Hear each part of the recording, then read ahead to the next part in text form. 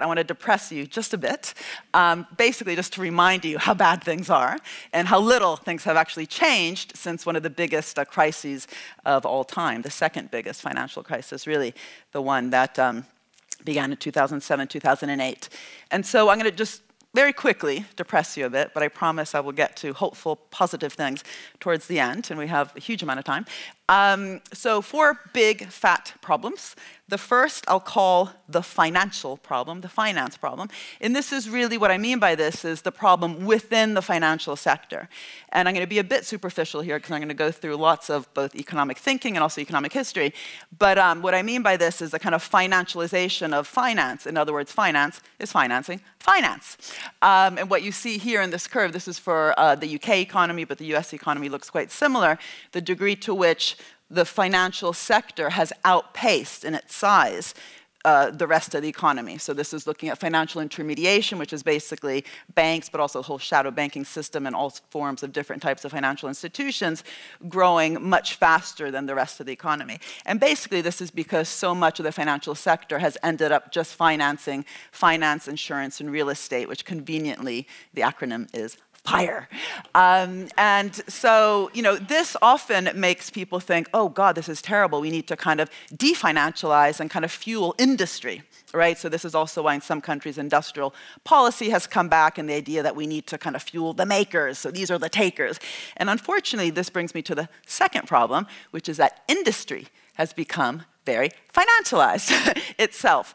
And by that, I mean that increasingly in many large companies, and this is data here for 466 of the S&P 500 companies, the profits being earned are not actually being reinvested back into production, back into the workforce, human capital and skill, research and development, but used for exactly the kind of things that Larry Fink was, in theory, warning about. So things like share buybacks. And so this data here shows you that between 2008, so after the financial crisis, to 2017, these 466 big companies spent over $4 trillion in share buybacks, which was equivalent to 53% of their profits, along with $3.1 trillion as dividends. And this would be fine as long as they were also, again, reinvesting back in. But that yellow bit there, which is the reinvestment back into production, including skills, has been falling.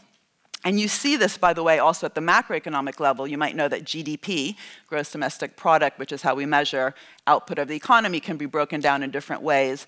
One of it is on the spending of all the different components of the economy. So government spending, G, business spending, I, consumption spending, and net exports. And the I part, business investment, has been falling. And this is not a coincidence, right? This is precisely because there hasn't been that reinvestment. I'm just going to say one thing, because I often forget to say it, and apologies if I often do these little parentheses, but this is a huge problem, and this basically is, much more of a problem than the so-called the robots are taking our jobs. It's very interesting if you look back at the history of economic thought, and I'll be going through quite a bit of history in just a minute. David Ricardo, one of the first economists ever, in 1821, wrote a book called Principles of Political Economy. And chapter 31, don't ask me how I remember these details. I can't remember what I did this morning, but chapter 31 of this book that he wrote in 1821 called On Machinery, he warned that this rise in machines were displacing labor, and he was very worried about the effect that the rise of the machines, today's robots, would be having on employment and wages. But what we ended up having for basically 200 years, and it kind of stopped around the 1980s and onwards, was that as long as profits were being reinvested back into the economy, it kind of didn't matter. Machines, yes, took jobs in one part of the economy, but as long as profits were invested, they reappeared in other places. And skills were also formed as an endogenous function of that investment process, right? Skills don't only come from from government training programs. They also come from if you're kind of taken care of inside the company, if you're invested in.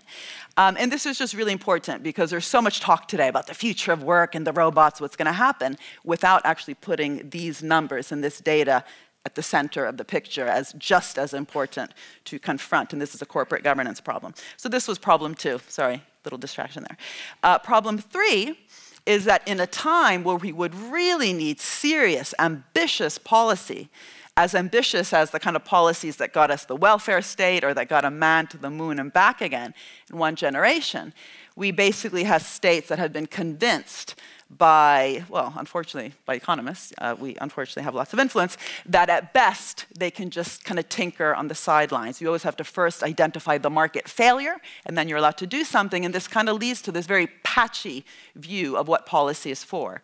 So in a moment where we're calling for things like a green transition, and I'll get to this in a second, the fourth problem is in fact climate change, when we need to, in theory, we're talking about it, approach the Sustainable Development Goals for real, where we have a rise in inequality, at least relative inequality in many countries, and there's a talk about reforming capitalism, this idea that you're just there patching up the system and putting Band-Aids when it goes wrong is simply not going to get us what we need.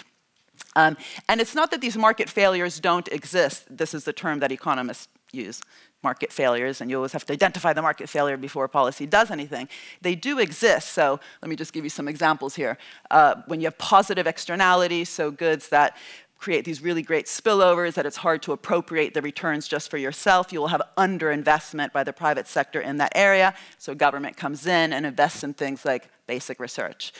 The opposite, when businesses are producing too much of something that is not good, a negative externality, then government comes in and does something like a carbon tax.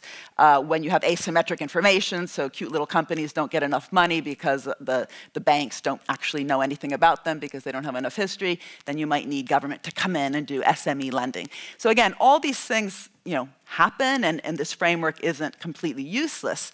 But in a time where there's at least talk about rediscovering purpose and reforming capitalism and rethinking the direction, not just the rate, these tools are part of the problem.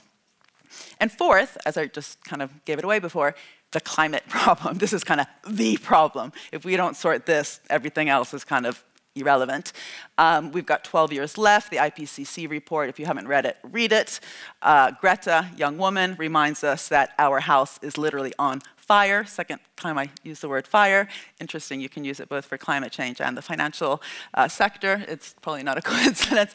And unfortunately, it's not just that there's not enough spending on renewable energy. This also is data from the IPCC. So apparently we're only spending about 20% of what we should be in terms of really getting a renewable energy revolution going. But green is not just about renewable energy. It's really about transforming how our economies work. So getting some old manufacturing sectors to reduce their material content. In the history of capitalism, we've often required real kind of bold demand-side policies, not just that supply push, and we're not getting those.